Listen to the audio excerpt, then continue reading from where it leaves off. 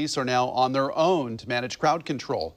Other local agencies won't help because of the mayor's ban on the use of tear gas. Now we're getting reaction from the president of the Portland Police Association, as well as businesses who could get caught in the middle. Fox 12's Drew Marine joins us live at tonight's protest in North Portland to break it all down. Drew?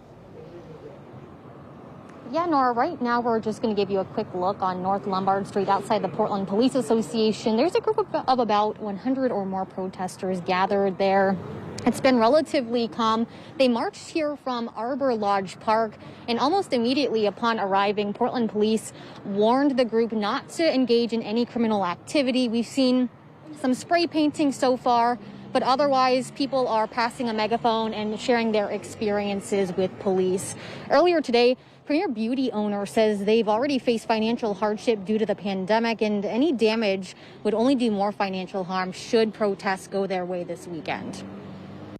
Yeah, I've seen in downtown Portland, so kind of worry me. Fred Doan is the owner of Premier Beauty Supply in North Portland. He says they opened last November but had to close shortly after due to the pandemic.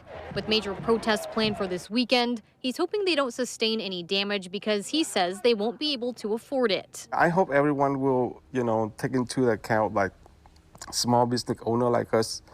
We really worry about what's gonna happen to us because financially we suffer from the COVID-19, and if this thing happen again, it will cause a lot of financial hardship for us. He says he just hopes everyone stays safe.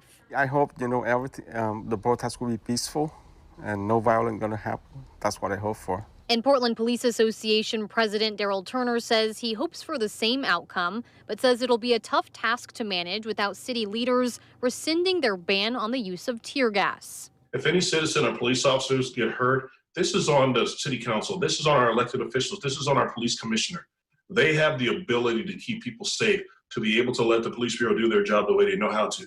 This tool is something he says could be critically important to control the big crowds they're expecting on Saturday. It is a less lethal tool that can be used from a distance, and they are handcuffing us. They are taking away our essential tools that we have, and they are putting us in a situation where we have no other alternative but to use more impact weapons to be able to stop rioters, stop things that are happening out there. Thursday afternoon, Police Chief Chuck Lavelle urged those who participate in Saturday's protests to remain peaceful. Violence and fighting and attempts to injure officers or destroy property are just not productive, and we're asking that people just take that to heart.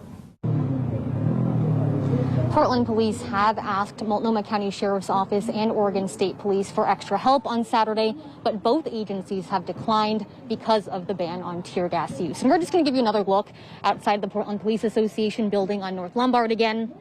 There's a group of about 100 or more protesters gathered, chanting and sharing their experiences with police right now. Things have been relatively calm, and of course we'll provide more updates as the night progresses. Live in North Portland, Drew Marine, Fox 12 Oregon.